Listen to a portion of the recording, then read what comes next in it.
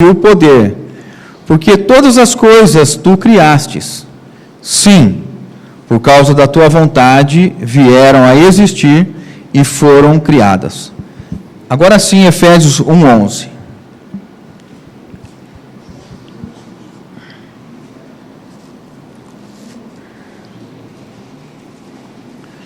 Nele digo, Efésios 1:11, no qual fomos também feitos herança, predestinados segundo o propósito daquele que faz todas as coisas conforme o conselho da sua vontade.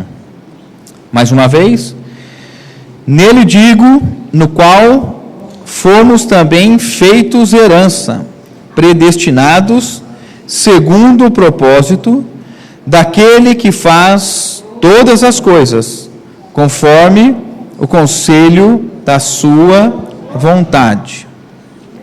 Agora nós vamos ler o versículo 9 desse mesmo capítulo, 9 e 10. Desvendando-nos o mistério da sua vontade, segundo o seu beneplácito, que propusera em Cristo, de fazer convergir nele, na dispensação da plenitude dos tempos, todas as coisas, tanto as do céu como as da terra. Uma vez mais, desvendando-nos o mistério da sua vontade, segundo o beneplácito que propusera em Cristo, de fazer convergir nele, na dispensação da plenitude dos tempos, todas as coisas, tanto as do céu como as da terra. Pai bendito, em nome de Jesus, uma vez mais, nós oramos ao Senhor. Sabemos que todas as coisas existem por causa da Tua vontade. Sabemos que nós existimos por causa da Sua vontade. Sabemos que nós estamos congregados nessa noite por causa da Tua vontade. Por isso nós rogamos ao Senhor, que o Senhor, pela Sua graça, Sua misericórdia, nos conceda espírito de sabedoria, revelação, entendimento, discernimento na Tua palavra, para que nós sejamos ensinados por Ti mesmo, segundo a Tua Santa Escritura, Senhor. Dá-nos entendimento daquilo que o Senhor tem para nós, aquilo que é exclusivo da Sua vontade. Nós Te rogamos, Senhor, que sejamos capturados pela Tua vontade, pelo Teu desejo, pela Tua palavra, pelo Teu plano, para que as nossas vidas possam ser mais agradáveis, úteis ao Senhor. Nós Te rogamos, Tu que és o Todo-Poderoso, aquele que pode operar todas as coisas, opera livremente em nosso coração, em nossa mente, em nossa alma, em nosso espírito, em nosso corpo, Senhor. Opera em nosso coração, em nome de Jesus Cristo. Esses versículos são muito claros, mostrando que o governo de Deus, o desejo de Deus, o que Deus realiza, o que nós vivemos hoje, se dá por conta da vontade de Deus. Tudo foi feito por conta da vontade de Deus. Esses versículos iniciais de Apocalipse e Efésios, eles dizem que tudo fez por conta da sua vontade. E o versículo que nós lemos em Efésios capítulo 1, versículo 9 e 10, diz que a vontade de Deus, esse mistério a respeito da sua vontade, foi revelado, e essa revelação, esse descortinamento, este mostrar aos homens, revelou que esse desejo, essa vontade, é que todas as coisas do céu e da terra venham a convergir, a serem encabeçadas em Cristo Jesus. Então, irmãos, esses versículos, embora sejam versículos que nós tenhamos muita familiaridade com eles, eles são a razão de todas as coisas. Todas as coisas. E nós vamos pensar como a mente de Deus, a mente da Bíblia, quando fala todas as coisas, são todas as coisas. Normalmente nós somos assim, né? A palavra fala assim, todas as coisas. A primeira pergunta que vem é, O que são todas as coisas? Como que alguém consegue definir todas as coisas? Se você tirar uma coisa de todas as coisas, já não é mais todas as coisas. Então, todas as coisas, irmãos, significa todas as coisas. E tudo que Deus faz, e tudo que nós vivemos, é por conta da vontade de Deus. A criação de Deus, ela decorre da sua vontade.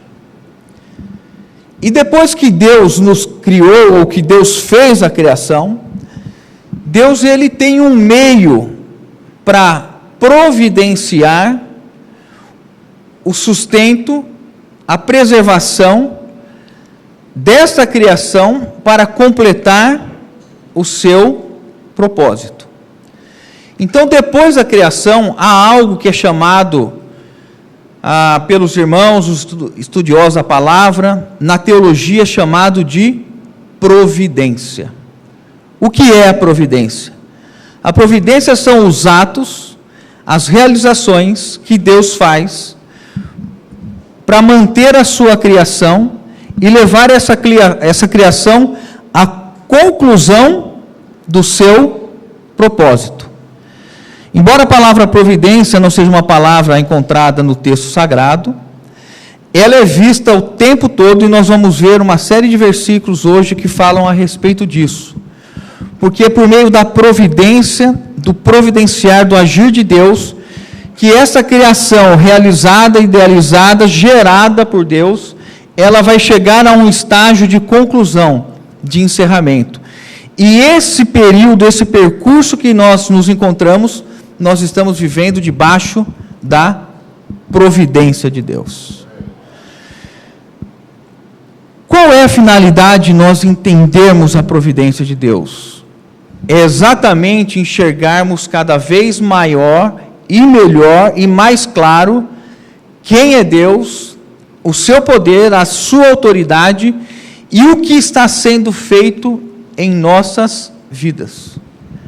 Irmãos, às vezes nós perdemos esse deslumbramento de entender o que é ser um cristão. Às vezes nós perdemos a maravilha de acordar todo dia e poder orar a Deus e ter a convicção da presença de Deus. Quando nós vamos entendendo a providência de Deus, nós vamos enxergando esse Deus tão grandioso que realiza todas as coisas com uma perfeição única, exclusiva, que ninguém jamais poderia imaginar, e nós entendemos que todas essas coisas são feitas para que se cumpra a sua vontade.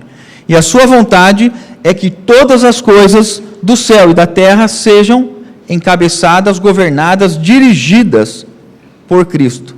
Isso inclui eu e os irmãos. Por que nós estamos aqui hoje, nessa tarde? Porque coube a providência de Deus realizar todas as coisas necessárias para que nós estivéssemos aqui hoje. Eu vou ler alguns versículos para os irmãos, e eu vou pedir aí, os irmãos escolham, ou os irmãos ouçam a minha leitura, ou tentem acompanhar, mas eu não vou parar muito tempo para dar tempo para os irmãos abrirem e fazer a leitura, porque eu quero ler alguns versículos sequenciais, tá bom? Colossenses 1,16. Este é o versículo exceção do que eu falei. Esse nós podemos ler todo mundo junto, que nós vamos ter um tempo aqui.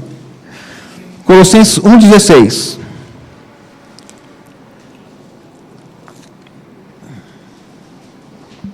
Pois 1,16. Pois nele foram criadas todas as coisas. Esse nele aqui é em Cristo, tá, irmãos? 1,16. Pois nele foram criadas todas as coisas, nos céus e sobre a terra, as visíveis e as invisíveis, sejam tronos, sejam soberanias, quer principados, quer potestades. Tudo foi criado por meio dele e para ele. Ele é antes de todas as coisas, nele tudo subsiste. todas as coisas foram criadas nele. O que significa todas as coisas foram criadas nele? Que tudo, irmãos, que a gente consegue ver e aquilo que nós não vemos, o que é material, o que é imaterial, o que é palpável, o que não é palpável, tudo foi criado em Cristo. E tudo foi criado por meio dele e para ele. Isso dá uma dimensão exata do que nós precisamos considerar como nós temos vivido hoje. Se pergunte, você tem vivido para ele? O que você faz na sua primeira hora do dia? O que você tem feito com o seu tempo, com a sua energia, com a sua disposição? O que nós temos feito com a Bíblia? O que nós temos feito com a proximidade de morarmos uns próximos aos outros? Tudo foi feito por meio dele. Quando nós vamos permitindo que o Espírito Santo nos conduza a entender o que esses versículos querem dizer, nós vamos podendo considerar diante de Deus e na sua luz o que Ele espera de reação nossa. Todas as vezes que Deus fala, Ele espera do homem uma reação. E Deus está nessa noite, nós devemos pedir que Deus fale conosco. Deus não está aqui falando com a pessoa que você imagina que deveria estar aqui ouvindo. Não. A providência de Deus te trouxe aqui, porque Deus quer falar com você e comigo, e espera de nós uma reação com relação a isso. Nesse cenário de que tudo foi criado, então, como nós falamos, agora Deus vem num processo de sustentar, preservar e governar essa criação. E tudo, nós vamos ver esses versículos, demonstram o poder do Altíssimo em manter, em provir essa criação para a conclusão da sua vontade. Salmo 103, 19. Nos céus estabeleceu o Senhor o seu trono, e o seu reino domina sobre tudo. Salmo 103, 19 diz: nos céus estabeleceu o seu trono, e o seu reino domina sobre tudo. Qual é o reino que está acima do reino de Deus? E por que nós temos temores com relação a reinos, governos e autoridades? Porque nós vamos encontrando deficiências na nossa fé, que quando confrontadas com a palavra de Deus, nós conseguimos identificar que ainda nós precisamos da oração do pai daquele jovem que era tomado por espíritos, que disse: Senhor, ajuda-me na minha falta de fé. Salmo 145, ele diz assim, 13: o teu reino é o de todos os séculos, o teu domínio subsiste por todas as gerações. O Senhor é fiel em todas as suas palavras e santo em todas as suas obras. Daniel 2, versículo 20 e 21 diz assim: disse Daniel: seja bendito o nome de Deus, de eternidade a eternidade, porque dele é a sabedoria e o poder. É ele quem muda o tempo e as estações, remove reis, estabelece reis, ele dá sabedoria aos sábios e entendimento aos inteligentes. Gênesis 8, 22. Este versículo, então, aqui nós vamos ver esse processo da providência, como Deus tem sustentado a sua criação. Inicialmente, esses versículos que nós falamos do governo, da autoridade, do poder de Deus, eles são importantes, irmãos, para acalmar o nosso coração. como que nós podemos agir ou permanecer demasiadamente ansioso se nós sabemos que o governo do nosso Deus está acima de tudo, permanece de geração em geração? Quantos governos já passaram nessa terra? Quantos impérios, irmãos, poderosíssimos, que quem estava ali vivendo dizia: esse império jamais vai terminar. Quantos homens receberam adjetivos de grande, de augusto, e tantas outras coisas. E o que aconteceu com eles, irmãos? Eles passaram. Mas o governo do seu Deus e do meu Deus, ele permanece de geração em geração, de eternidade em eternidade. E isso vem trazer paz ao nosso coração, porque nós não nos agitamos, e nós não nos movimentamos conforme as correntezas do mundo, que vão passando, que vão mudando. Mas nós estamos debaixo de um governo que assumiu a nossa vida. No dia que nós fomos regenerados, o Espírito Santo entrou e habitou em nós, e Ele declarou que nós estamos na sua mão direita, na mão que ninguém toca. Ninguém pode te tirar da mão direita do Pai. Nós estamos, irmãos, seguros e guardados nele, nesse governo que permanece. O que vai mudar para nós de hoje para amanhã? Nada, porque Deus não mudou de hoje para amanhã, irmãos. E quando nós então olhamos que Deus está providenciando tudo na nossa vida, nós começamos a glorificar a Deus pelas coisas que têm acontecido na nossa vida, pois Ele tem sabedoria e poder para que elas ocorram da maneira que Deus quer. E a vontade de Deus é boa, perfeita e agradável. Irmãos, às vezes dá vontade de abrir a nossa cabeça, né, e pegar um martelo bem grande e martelar isso dentro da nossa cabeça, ou abrir o nosso coração e colocar isso dentro do nosso coração, porque nós não entendemos ainda o que é a vontade de Deus atuando em nossa vida. Nós nos apavoramos, nós temos temores, angústias, aflições. Claro, irmãos, que pelo estágio espiritual e pelo processo de progresso espiritual que nós estamos, isso faz parte. O que não pode acontecer é de nós estagnarmos, nos prostrarmos e deixarmos nos momentos de aflição, angústia, de nós olharmos para esse governo, que nunca errou, nunca falhou, nunca foi pego de surpresa, nada aconteceu sem a permissão de Deus. Deus é perfeito em tudo, irmãos. Tem uma pequena ilustração que fala a respeito da perfeição de Deus, só uma ilustração, irmãos. Conta-se que numa terra muito antiga, um rei muito poderoso, gostava muito de caçar, e um dia saiu para caçar, e no momento da caça ele foi atacado por um dos animais ali e perdeu um dos dedos.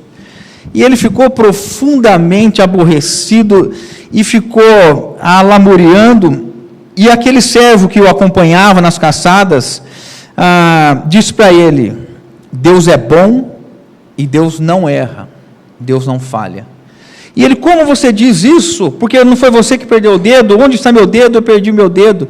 E ele dizia: Deus é bom e Deus não falha, Deus não erra. Passado algum tempo, eles saíram para caçar, e num determinado momento foram surpreendidos por uma tribo que devorava homens.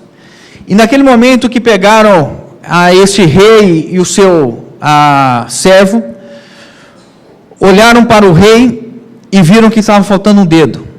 E naquele mesmo momento aquela tribo se afastou dele e começou a declarar que não poderiam tocar nele e nem naquele homem que estava com ele, porque eles eram amaldiçoados, porque lhe faltava um dedo.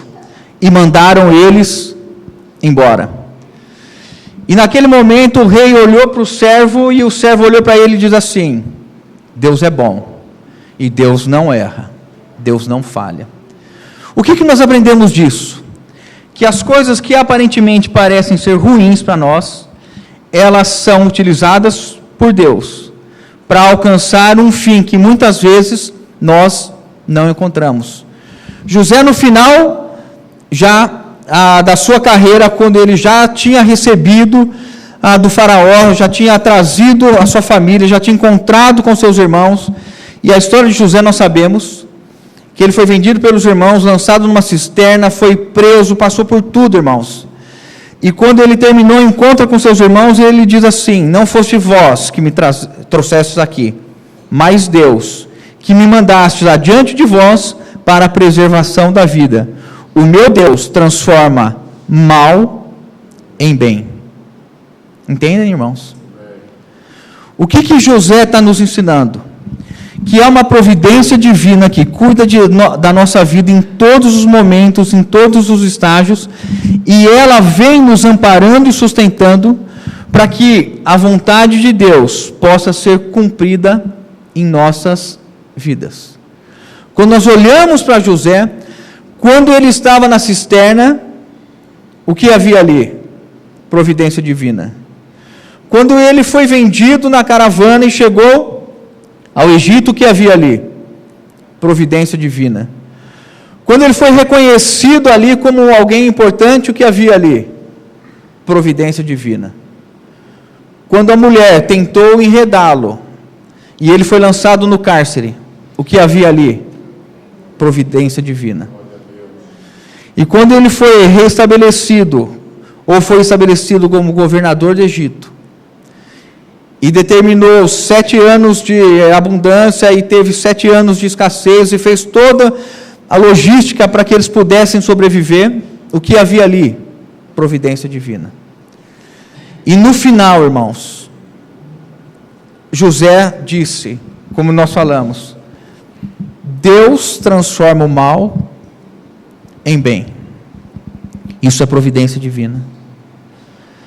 O que nós estamos vivendo hoje, nesse momento, irmãos, não é um acaso, não é destino. Não existe acaso, irmão, não existe destino. Isaías 65, Deus fala assim: vocês que se afastaram de mim, agora fazem ofertas a esta fortuna e a este Deus chamado destino. Alguém que está distante de Deus imagina que as coisas acontecem por acaso ou por destino. Mas nós sabemos que tudo está dentro do arranjo soberano da providência de Deus em nossas vidas. Gênesis 8:22 diz assim: enquanto durar a terra, não deixará de haver sementeira e ceifa, frio e calor, verão e inverno, dia e noite. O que Deus está fazendo aqui, irmãos? Enquanto durar a terra, Deus vai sustentar. Enquanto a terra for útil à vontade de Deus, Deus prometeu: vai ter sol, vai ter chuva, vai ter verão, vai ter inverno, vai ter outono, vai ter primavera, vai ter semente, vai ter colheita, porque Deus está providenciando a manutenção da criação até a conclusão da sua vontade. Neemias 9:6. Só tu és Senhor. Tu fizestes o céu dos céus, e todo o exército, a terra e tudo quanto nela há, os mares e tudo quanto há neles, e tu os preservas, a todos com vida, e o exército dos céus te adora. Esse é um dos versículos principais, demonstrando que na providência de Deus há o elemento da preservação da vida. Há uma doutrina que ensina que Deus criou, Deus realizou a criação e se afastou da criação. Quando Deus estabeleceu as leis naturais, as leis físicas, essa criação então passaria a viver independente de Deus. Essa é uma doutrina que existe. Então Deus acompanha as coisas de longe, mas a palavra de Deus nos mostra completamente diferente, porque diz o seguinte: Tu os preserva. Preserva o quê? Preserva todas as coisas, irmãos, que estão nos céus dos céus. O céu é o céu que nós vemos, aonde nós enxergamos com os olhos, as nuvens. Os céus dos céus é o espaço sideral, aquilo que ao homem já não compete mais nem saber quando termina. E aonde está o trono de Deus? Só Tu és o Senhor, Tu fizeste o céu dos céus e todo o exército, a terra, tudo que nela há, os mares e tudo quanto há neles, todos os peixes feios, esquisitos, não é isso? Tudo Deus fez, e Deus criou tudo para quem? Para o Filho. Então Jesus gosta de todas essas coisas que foram criadas para Ele. E Tu os preservas, irmãos, todos com vida. Quem dá vida para todos os seres vivos, todos os dias? A providência divina, que é o próprio Deus. Por conta da providência, Deus interage na criação, sustentando a vida todos os dias. Deus nunca se afastou da sua criação. Pelo contrário, Ele está interagindo mediante a sua vida, sustentando a criação com a sua vida. Agora nós vamos ler um texto que fala, nós vamos começar agora, eu vou ler alguns versículos que falam a respeito dos instrumentos da providência. O que Deus utiliza para prover, gerar, realizar a sua vontade em nossas vidas. Deus utiliza anjos e homens. Daniel 4:35. Todos os moradores da terra são por ele reputados em nada. Daniel 4:35. E segundo a sua vontade, ele, Deus, opera com o exército do céu. Está falando de quem? Anjos. E os moradores da terra. Não há quem lhe possa deter a mão, nem lhe dizer: que fazes? Todos os moradores da terra são por eles reputados em nada. E segundo a sua vontade, ele, Deus, opera com o exército do céu e os moradores da terra. Não há quem lhe possa deter a mão, nem lhe dizer: que fazes? Provérbios 21:11. Como ribeiros de águas, assim é o coração do rei, na mão do Senhor. Este, segundo o seu querer, o inclina. Então a palavra nos está dizendo que Deus tem o coração dos homens, e Deus age no coração de cada um dos homens. Em Atos, quando Paulo fez a pregação em Filipos, diz a palavra: e Deus abriu o coração de Lídia para atender as coisas que Paulo falava. Deus abre, Deus manuseia, Deus inclina o coração. Deus utiliza os homens segundo o seu querer. Deus utiliza os anjos segundo o seu querer. Lembra o texto que fala que na perseguição Deus endureceu o coração de Faraó para que as pragas fossem enviadas, e várias vezes é dito: Deus endureceu o coração de Faraó, e Deus endureceu o coração de Faraó, porque Deus, irmãos, Ele tem o controle sobre todas as coisas, nada escapa do controle de Deus. Alguns irmãos muito equivocados, que fazem algumas declarações que Deus não tem a participação, ou que Deus não realiza determinada coisa. Irmãos, tome cuidado quando se diz isso. Se Deus não controla algo, Ele não é onipotente, Ele não tem poder sobre todas as coisas. Percebe como isso é sério e grave, irmãos? Como que nós podemos falar que Deus não está, ou que Deus que Deus não realizou, ou que Deus não está ciente de algo? Então Deus não é Deus, porque se alguma coisa pega Deus desprevenido, Deus não é Deus, e é totalmente contrário ao que nós lemos, os versículos que nós lemos na palavra. Tá certo, irmãos?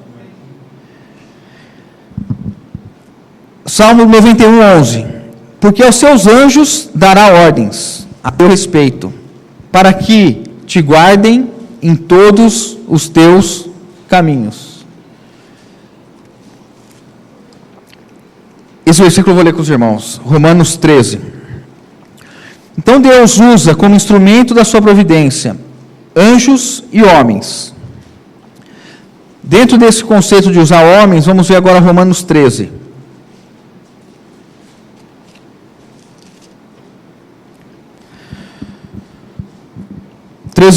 Todo homem seja sujeito às autoridades superiores, porque não há autoridade que não proceda de Deus. E as autoridades que existem foram por ele instituídas. Eu sei exatamente em quem você está pensando. Foi instituído por Deus. E eu não tenho culpa nisso. Foi Deus. Aqui está dizendo, vamos ler de novo. Todo homem esteja sujeito às autoridades superiores, porque não há autoridade que não proceda de Deus. E as autoridades que existem foram por ele instituídas, de modo que aquele que se opõe à autoridade resiste à ordenação de Deus. E os que resistem trarão sobre si mesmos condenação. Porque os magistrados não são para temor quando se faz o bem, e sim quando se faz o mal. Queres tu não temer a autoridade? Faz o bem, e terás o louvor dela. Visto que a autoridade é ministro de Deus para teu bem. Entretanto, se fizeres o mal, teme, porque não é sem motivo que ela traz a espada, pois é ministro de Deus, vingador, para castigar o que pratica o mal. É necessário que lhe estejais sujeitos, não somente por causa do temor da punição, mas também por dever de consciência. Por esse motivo também pagais tributos, porque são ministros de Deus, atendendo constantemente a este serviço. O último versículo, 7. Pagai a todos o que lhe é devido, a quem tributo, tributo, a quem imposto, imposto, a quem respeito, respeito, a quem honra, honra. Deus utiliza todas as formas, todas as pessoas revestidas de autoridade, como ministro de Deus, para realizar a sua vontade. E se a autoridade fizer coisa ruim, continua sendo um ministro enviado por Deus. Porque o versículo que nós lemos em Colossenses 1,14 diz que nele foram criados principados e potestades, ou seja, os anjos que se rebelaram. Então nós vamos ter um entendimento, irmãos, que dentro desse governo soberano de Deus, Deus utiliza inclusive as situações ruins para realizar em nós a sua boa, perfeita e agradável vontade de Deus. Jó foi afligido, irmãos? Foi afligido? Pouco ou muito? Nós nem gostamos de ler Jó, né? Não é? Por quê? Porque fala de sofrimento de uma maneira que nós não conseguiríamos suportar. O que estava agindo na vida de Jó? A providência de Deus. Qual foi o instrumento que Deus utilizou na sua providência? Satanás. Forte isso, né? Porque naquele momento ele estava sendo utilizado por Deus para fazer aquilo que Deus queria que Jó pudesse enxergar na sua vida. Ou Deus não consegue ver a atuação do maligno? Se recordam que Deus limitou aquilo que Satanás poderia fazer na vida de Jó? Só não lhe toque a vida. Então, irmãos, quando nós estamos vivendo com a consciência da soberania, da providência de Deus, nós entendemos que todas as coisas cooperam para o bem daqueles que amam a Deus e são chamados segundo o seu propósito.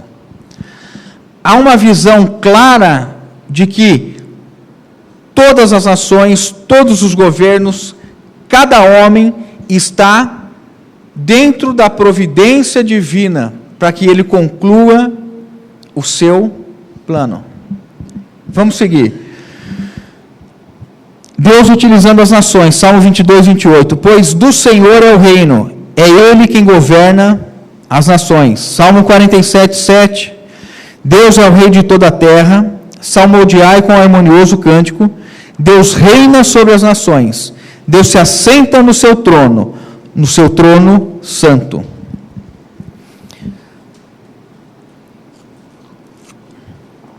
Deus usa animais, irmãos. Usa ou não usa? Quem lembra de Deus utilizando um animal? Hã? Eu tinha certeza que... Mas nós vamos variar um pouco. 1 Reis 17:4. Vocês lembram de um corvo utilizado para alimentar Elias? Diz assim, 1 Reis 17:4. Beberás a torrente, e eu ordenei aos corvos que ali mesmo te sustentem. Providência divina. Deus, em sua providência, Ele utiliza todas as coisas para realizar a sua vontade. Naquele momento, Deus precisaria sustentar o seu servo. Deus poderia fazer isso de tantas maneiras, irmãos. Mas Deus, Ele quer mostrar o seu poder e a nossa necessidade de reverência a Ele, quando Ele utiliza coisas que não são possíveis de serem feitas. Os corvos então alimentavam, traziam carne para Elias. A natureza, Salmo 135, 7. Diz assim, Salmo 135, 7. Faz subir as nuvens dos confins da terra, faz os relâmpagos para a chuva, faz o vento sair dos seus reservatórios. Acho que a questão da natureza é muito claro para nós, né? Quando Paulo e Silas estavam na prisão, o que os livrou da prisão, os irmãos lembram? Que instrumento da providência Deus usou? O quê? Um terremoto. E veio o terremoto, no momento que eles oravam e louvavam a Deus, Deus utilizou o quê? Um terremoto. Por que Deus não utilizou guarda? Não sei, irmãos. Não tenho a menor ideia. Mas Deus utilizou o quê? Um terremoto.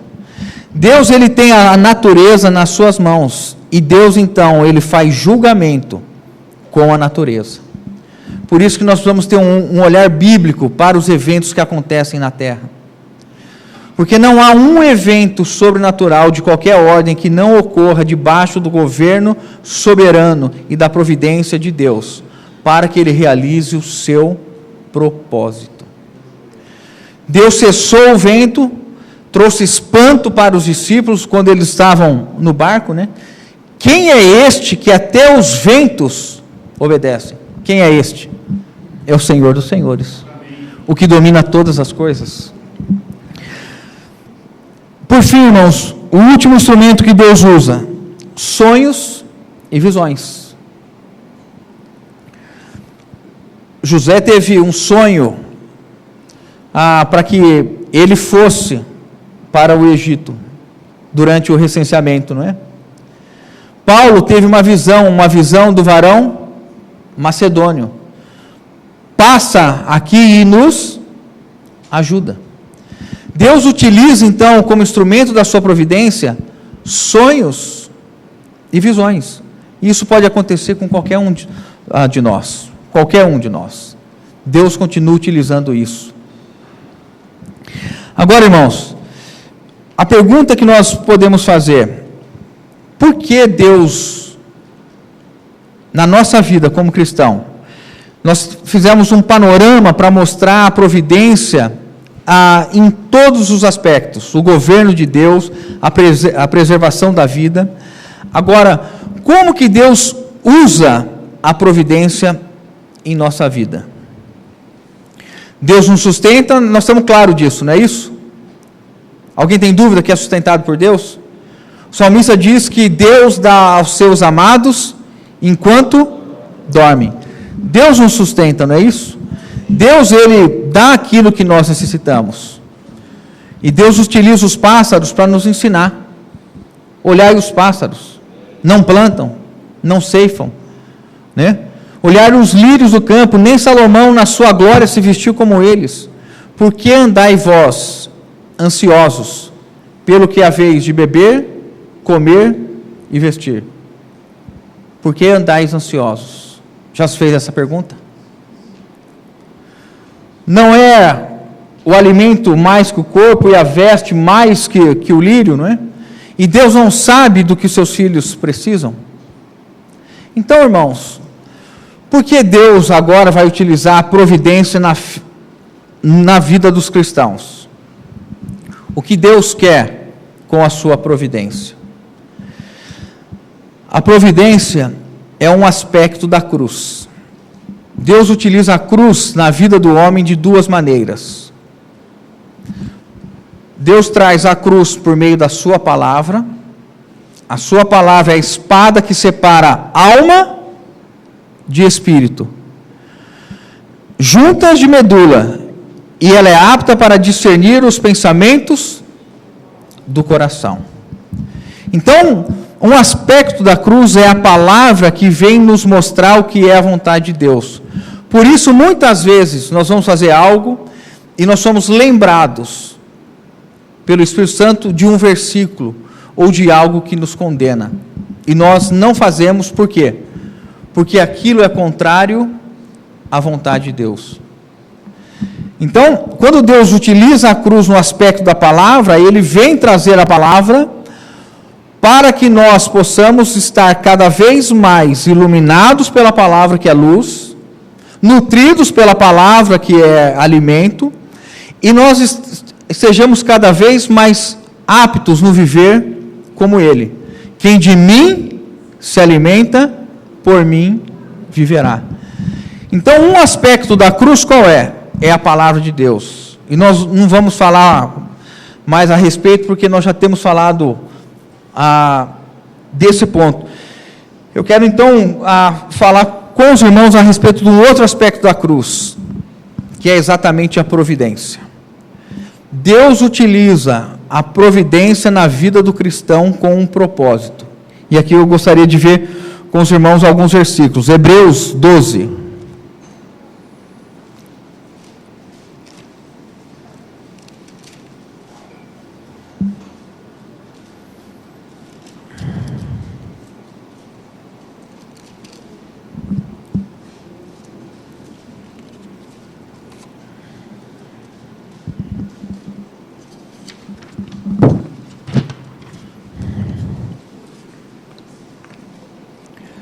Hebreus 12, a partir do versículo 3 diz assim: Considerai, pois, atentamente aquele que suportou tamanha oposição dos pecadores contra si mesmo, para que não vos fatigueis desmaiando em vossas almas. Ora, na luta contra o pecado, ainda não tendes resistido até ao sangue. E estáis esquecidos da exortação que, como a filhos, discorre convosco. Filho meu, não menospreze a correção que vem do Senhor, nem desmaieis quando por ele é reprovado. Porque o Senhor corrige a quem ama e açoita a todo filho a quem recebe. É para a disciplina que perseverais. Deus vos trata como filhos. Pois que filho há que o pai não corrige? Mas se estáis sem correção, de que todos se têm tornado participantes, logo sois bastardos, e não filhos. Além disso, tínhamos os nossos pais segundo a carne, que nos corrigiam e os respeitávamos. Não havemos de estar em muito maior submissão ao Pai dos Espíritos, e então viveremos? Pois eles nos corrigiam por pouco tempo, segundo melhor lhes parecia, Deus, porém, nos disciplina para aproveitamento, a fim de sermos participantes da sua santidade. Toda disciplina com efeito no momento não parece ser motivo de alegria, mas de tristeza. Ao depois, entretanto, produz fruto pacífico aos que têm sido por ela exercitados, frutos de justiça.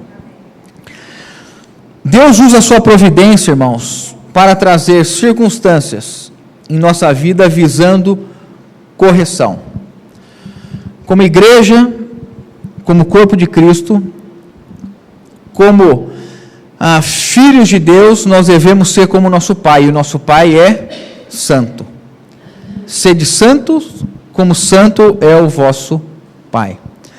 Esse é um tema, irmãos, que muito pouco nós, pessoalmente, damos atenção. E eu não sei por que isso aconteceu, e nós damos tão pouca atenção à santidade.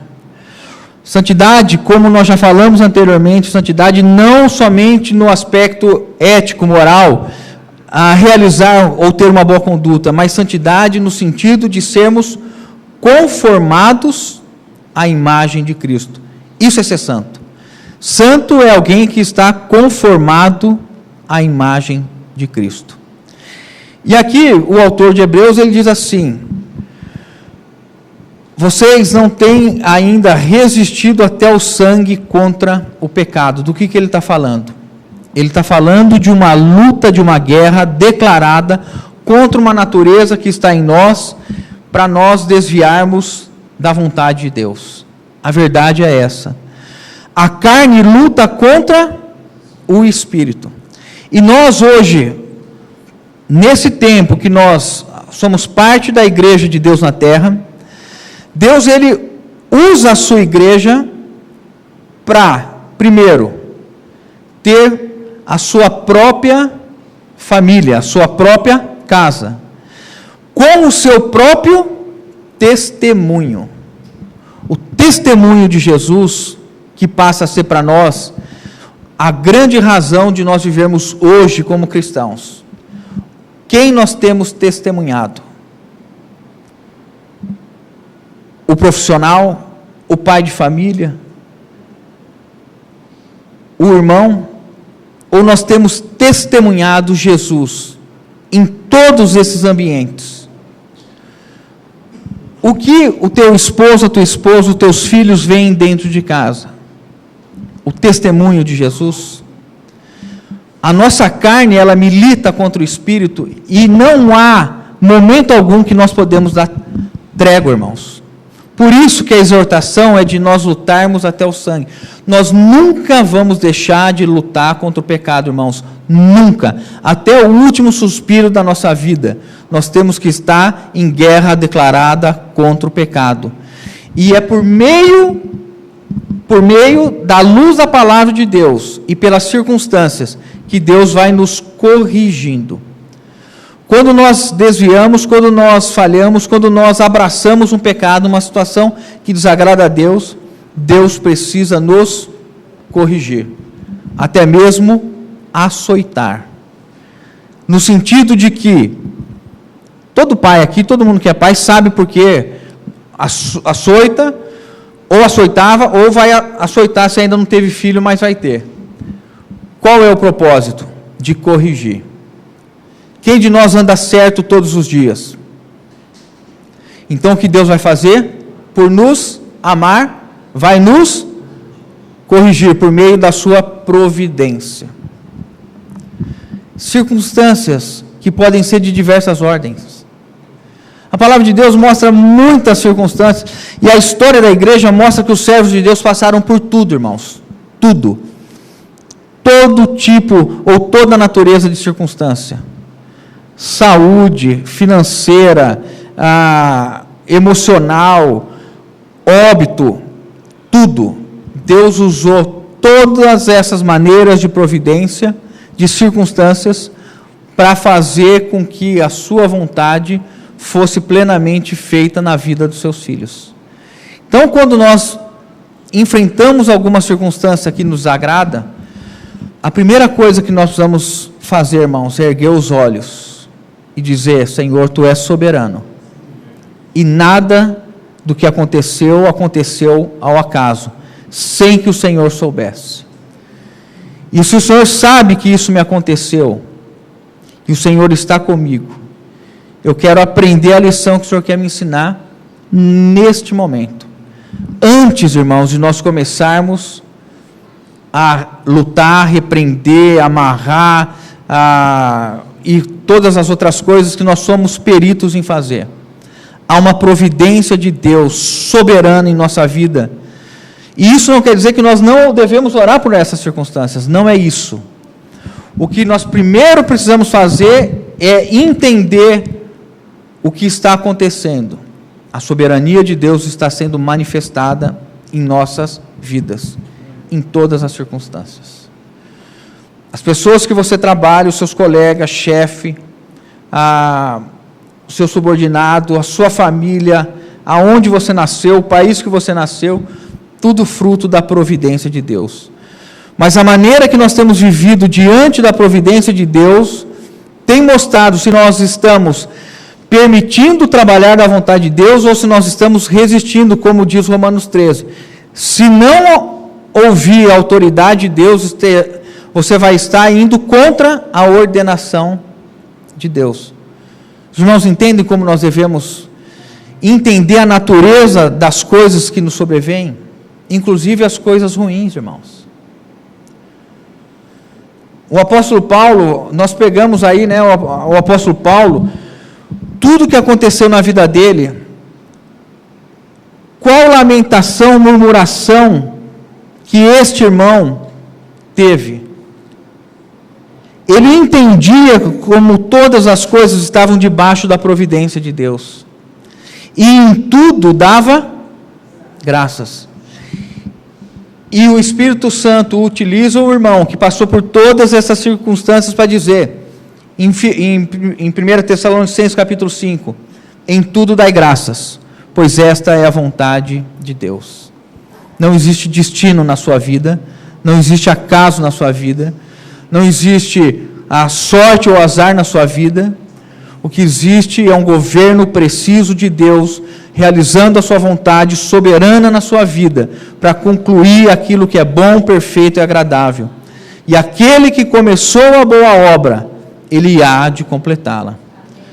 E a propósito de Deus para todas as coisas, debaixo dos céus. Tudo tem o seu tempo. Então, há momento de alegria, momento de tristeza, momento de guerra, momento de paz, há momento de plantar, momento de colher, é o que nos ensina Eclesiastes 3, não é isso? E há o momento, então, desse tipo de providência que nós estamos enfatizando agora, a providência que visa gerar em nós a correção. Para que, como terminou aqui, é importante a gente pegar esse ponto aqui, irmãos. O versículo 10, a fim de sermos participantes da sua santidade. Quem quer ser santo aqui?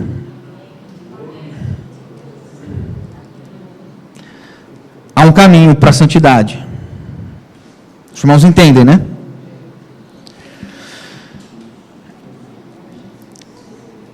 Vamos ver. Não, eu só vou mencionar para os irmãos.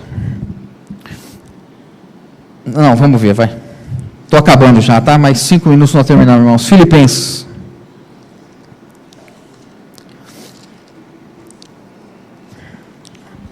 Filipenses 1.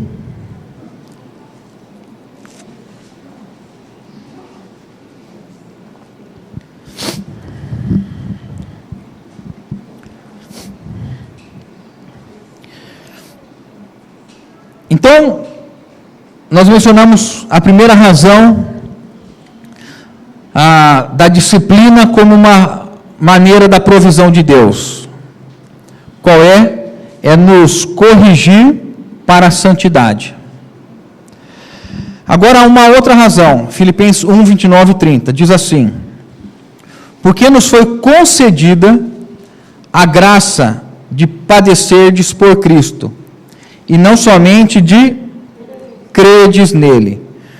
Pois tendes o mesmo combate que vistes em mim, e ainda agora ouvis que é o meu. Porque vos foi concedida a graça de padecer por Cristo. O que isso significa, irmãos? Que a soberania de Deus nos dá oportunidade para nós vivermos os sofrimentos por causa de Cristo e a sua igreja, e sermos com isso fortalecidos na graça do Senhor. Há uma maneira que Deus utiliza para nós hoje. Medita nisso.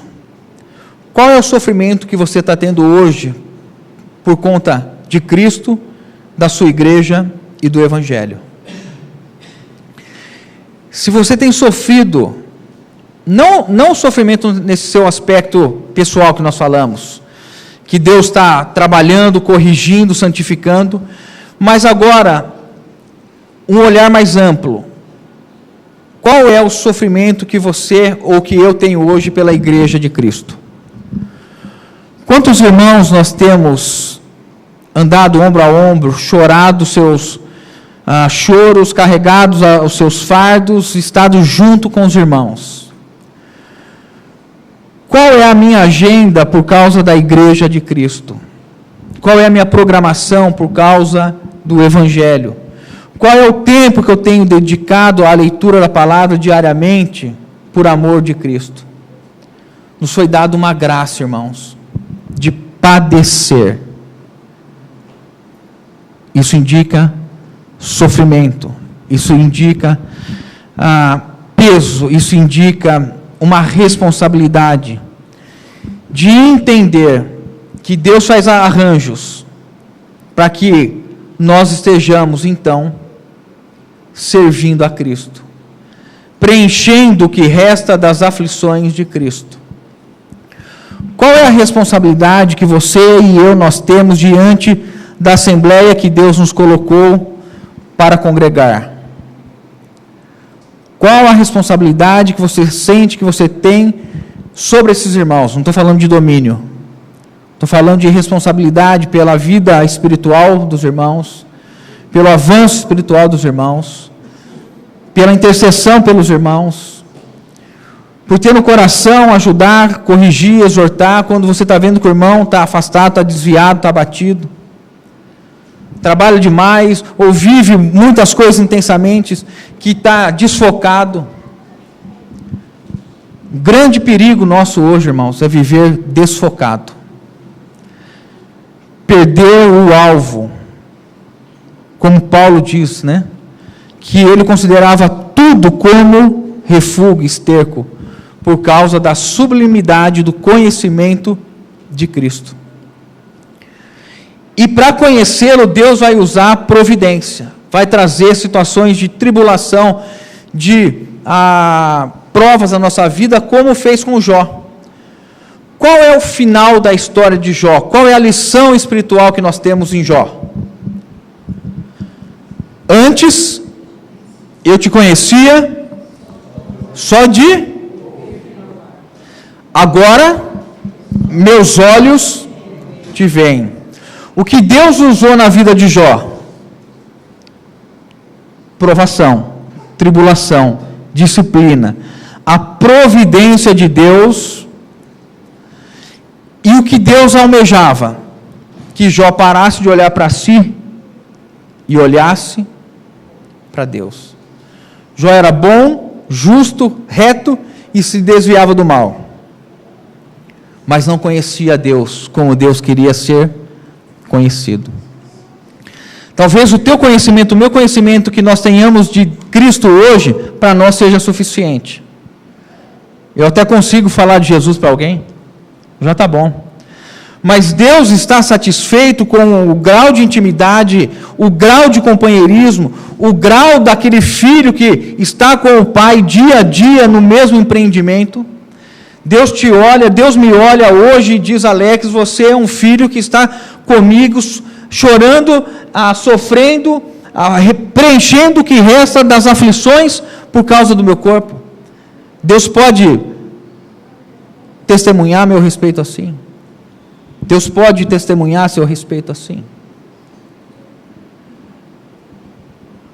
Então, se nós não acordarmos, se não houver uma reação ao falar de Deus, porque Deus nos ama, Ele tem que nos corrigir.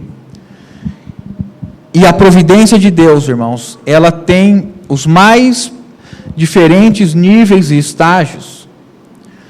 E ela visa também, irmãos, então, nos levar a ser participantes da santidade, ter a graça, receber graça, viver na presença de Deus por causa de Cristo, de padecer por Cristo, e também de conhecer mais intimamente o Senhor. Essa experiência de Jó, irmãos, o livro de Jó, ele está na Bíblia, não para contar que Jó terminou com 2 vezes mais do que ele tinha no começo. Isso é muito utilizado, irmãos, de uma maneira muito ardilosa, que eu não sei nem se nós podemos chamar de irmãos, por pessoas que utilizam dessa maneira, para falar que se você fizer um sacrifício, Deus vai te dar 2 vezes mais do que quando você começou o sacrifício. O que o Espírito Santo nos ensina é que Deus não se contenta com um relacionamento frio, morno, distante, indiferente, e que só serve para agradar a si e as pessoas que me olham. Jó, quando chegava nas praças, os jovens saíam, davam lugar, os velhos se curvavam para que ele pudesse falar, irmãos. Como que esse homem poderia resistir a uma soberba, a um orgulho desse tamanho? Deus então utiliza toda a sua providência. E no final ele cumpre a sua vontade, alcança a sua vontade. Eis aqui um servo que me conhece intimamente. Eu agora te conheço, os meus olhos te veem. Se Deus perguntar para você, Alex, quantos dias a semana você tem me visto? Qual vai ser a minha resposta? Nós temos visto mais Facebook? Mais Twitter? Mais séries? Irmão, uma série melhor do que a outra. Tem série para todo gosto, todo gênero, e não termina nunca. Acaba uma série, vem outra. Tem maratona de série. Sabe qual é o programa legal, a maratona de série? Você passa o sábado e o domingo diante do computador, vendo série, comendo pipoca, tomando refrigerante e comendo chocolate. E no final, quando o soberano Rei dos Reis vier julgar todos os homens, e todos estarão diante do seu tribunal de Cristo, o irmão disse que então estará revelada qual era a finalidade das mídias sociais, mostrar que todo mundo tinha tempo útil, é que ninguém tinha um coração que amava a Deus. Porque o tempo não nos faltou, irmãos. O que falta é o coração para Deus, não o tempo para Deus. O que falta é o coração para Deus. O tempo nós temos. A palavra fala, remi o tempo para poder conhecer a vontade de Deus. Então nós precisamos ser fortemente estimulados pelo Senhor e enxergar o que está acontecendo para poder ter no coração esse desejo. Maranata, vem, ó Senhor Jesus. Com quantos o Espírito Santo tem contado hoje para ter esse clamor? Vem, Senhor Jesus. O último capítulo do Apocalipse diz, o Espírito e a noiva dizem, vem. Quem é a noiva? A quem o Espírito Santo se refere? Os filhos de Deus regenerados, não é isso? Os seus filhos que têm um desejo no coração pelo anelo da vinda de Jesus. Você se encontra nesse grupo? Eu me encontro como a noiva? Ou nós estamos precisando que Paulo fala em Efésios, desperta, ó tu que dormes, levanta e Cristo te ressuscitará. Ainda que seja dessa maneira, ainda que nós estejamos dormindo hoje, que Deus possa nos levantar se nós clamarmos ao Senhor. Senhor, eu não tenho te visto como eu deveria te ver. e eu não tenho vivido a tua santidade como eu deveria viver. Restaura-me, Senhor, renova-me. E só queria terminar com os irmãos agora nesse 2 versículos aqui, irmãos. Hebreus 5, de 7 a 8. E termino aqui.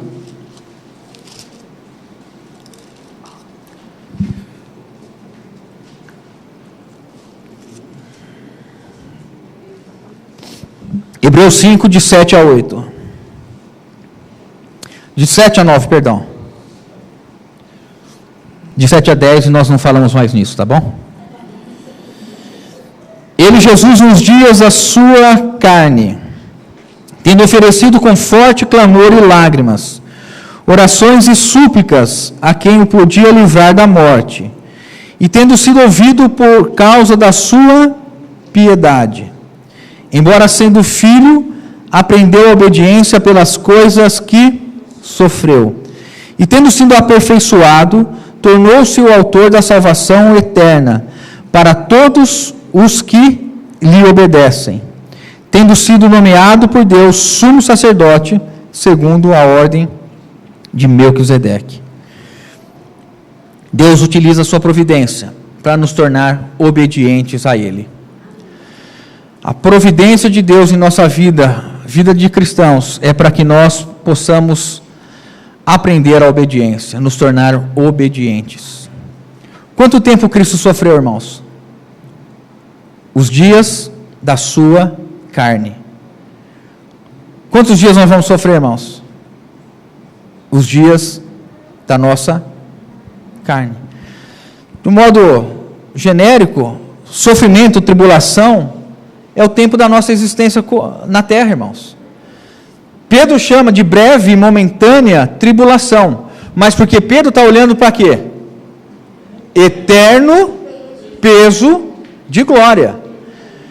Essa é uma maneira, irmãos, muito positiva que o Espírito Santo nos mostra de olhar para as circunstâncias. Aquilo que nos aflige, que nós sofremos, nós devemos olhar naquele momento, reconhecendo a soberania de Deus, reconhecendo a graça de Deus.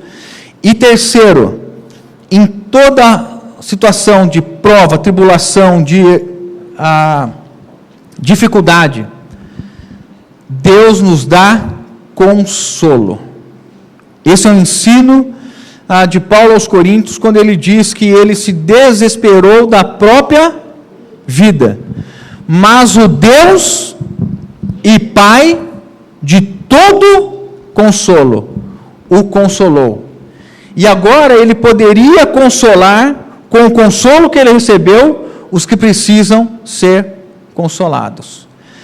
Então, em toda a providência divina, Deus nos dá consolo para as circunstâncias. Nós nunca vamos passar sozinhos. Pedro diz: Deus tem cuidado de vós. Veja, irmãos, Deus tem cuidado de vós. Pedro viveu uma vida tranquila, né, irmãos? Não foi? Viveu uma vida tranquila? Não. Tem cuidado de nós. Então, nós somos guardados pelo cuidado de Deus e recebemos o consolo. Significa que Deus está conosco em todos os momentos. Se eu perguntasse para os irmãos, quem está passando por situação difícil aqui, todos os irmãos levantariam a mão. Talvez não todos, porque você passou por alguma há pouco tempo. Ou também porque vai ter alguma à sua frente, não estou profetizando nada disso. Eu estou falando aquilo que realmente é, irmãos, não é? Toda a irmandade sofre. Os sofrimentos, Deus utiliza os sofrimentos para fazer isso que nós estamos falando, para nos trazer a natureza de santidade, para nos levar à obediência, para nos dar da sua graça. Deus vai utilizar a cruz na nossa vida, para que nós nos tornemos assim como Ele é, conformados à sua imagem. E aqui ele fala, por último, dessa obediência, irmãos. Como nós vamos aprender a obediência? Sofrimento. Sofrimento. Não tem como fugir disso.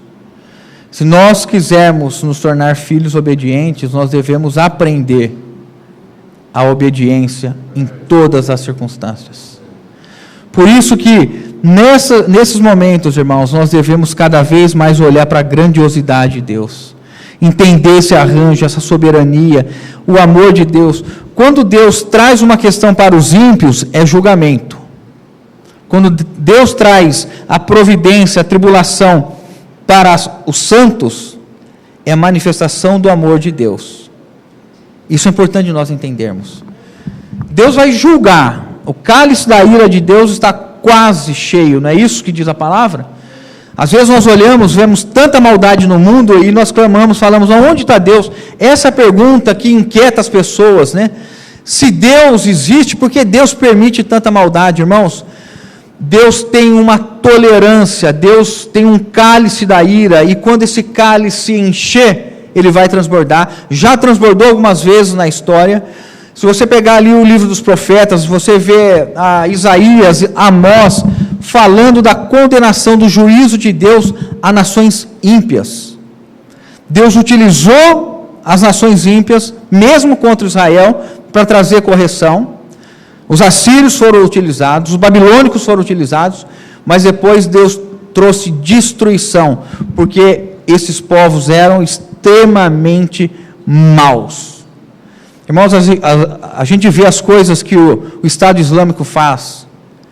Quando você olha para a história e você vê o que essas nações faziam, você vê que não há muita diferença.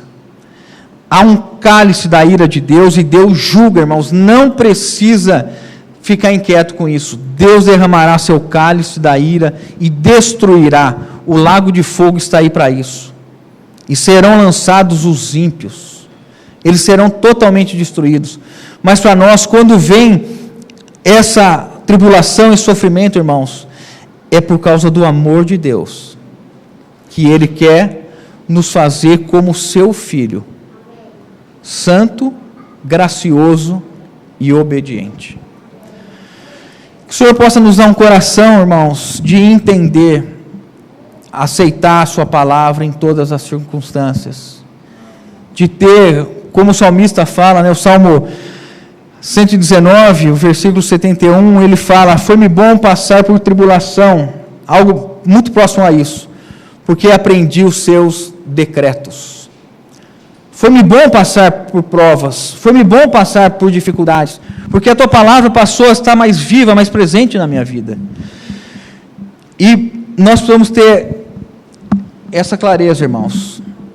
Se hoje nós sofremos com Ele nós seremos glorificados. Nós não estamos sozinhos. O consolo, o conforto, o amparo, o cuidado de Deus está conosco todos os dias. O Senhor está conosco todos os dias. Desculpem pelo horário, irmãos. Pai bendito, em nome de Jesus, nós queremos nos colocar diante de Ti e pedir que o Teu Espírito Santo realize aquilo que o Senhor quer realizar em nós, diante dos versículos que foram lidos. Utiliza, Senhor, esses textos, o Teu Espírito Santo, para que o Senhor realize aquilo que o Senhor quer ao nosso coração, para que a Tua vontade seja cumprida, que nós sejamos totalmente encabeçados em Cristo. Senhor, fortalece-nos interiormente, enche-nos de vigor, de até gozo e alegria, porque nós sabemos que se hoje nós somos perseguidos, injuriados, se sofremos com Cristo, nós também estaremos com o Senhor, sendo glorificados. Mude o nosso olhar, o nosso coração, dá-nos gozo, Senhor, de hoje estarmos sendo tão amados pelo Senhor, ainda que vivendo as tribulações, as dificuldades. Obrigado pela Tua providência em nossa vida. O Senhor é bom, o Senhor é perfeito, o Senhor jamais erra. Em nome de Jesus.